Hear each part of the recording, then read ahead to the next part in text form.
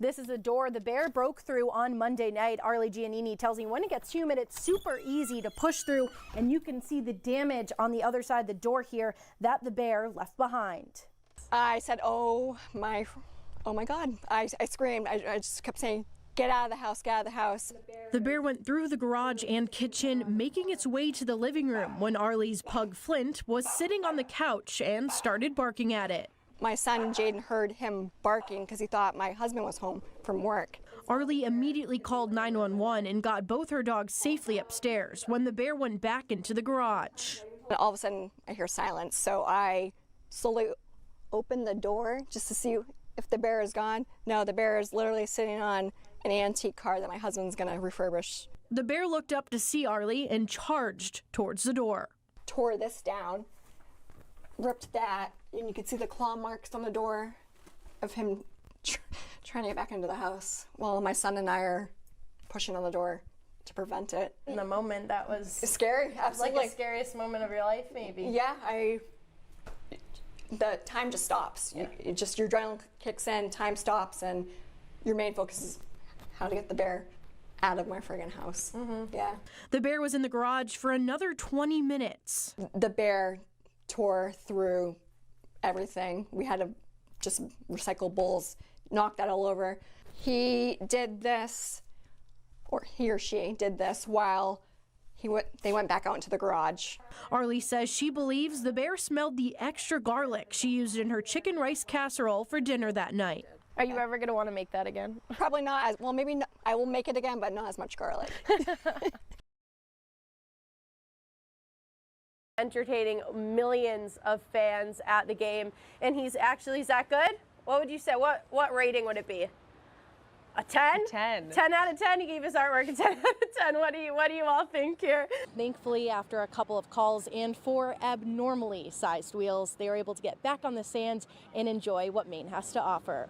Merkel says there is one positive to the mix of sleet, rain, and snow, and that is that it's super packable. He says he won't be surprised to see snowmen in Naples over the next few days. TSA officials tell me passenger volumes here at Portland Jetport could exceed numbers they saw in 2019. This amendment, if passed, would require leashes on dogs like Tim here on even-numbered days at Willard Beach through April 30th. The only thing left to do was to go down the mountain myself.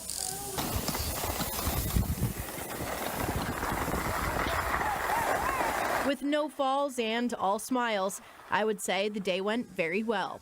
Yeah, Jeff, and you can see why the state saw over 3.3 million tourists last year. I mean, the sunrise right now in the ocean is absolutely incredible. I'm outside the store, Lots for Tots here in Falmouth. It's a consignment store where people can buy or drop off any unwanted toddler toys or baby items like these bikes here. Another option is to bring your Christmas tree to a goat farm. It not only serves as a yummy snack for our four-legged friends here. We've seen the snow just going right in the air, and those little those twisters is what I call them, just within the parking lot here. These gusts of winds have gotten so much stronger. Guests can expect 80 different types of food. We're talking 6,000 pounds of clams and 6,000 lobster rolls. But in order to run it all, they need 3,000 volunteers. And this new shelter won't be for the cats that are in here, but rather others that may enjoy the outdoors more. If you plan to ride before winter ends, make sure to let someone know when and where you plan to ride.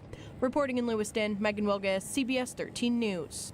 Portland Jetport tells us the runway should be opening at 5, but if you look over my shoulder, you can still see that 2-person private plane on the runway cut in half. Yeah, Jen and Greg, I just spoke to the fire chief, got some information. This fire started shortly before 1 p.m. There are no injuries, but please take a look right now. It's still smoking. It's been smoking since we got here about an hour and a half ago. Brody says this conversation happened over the phone.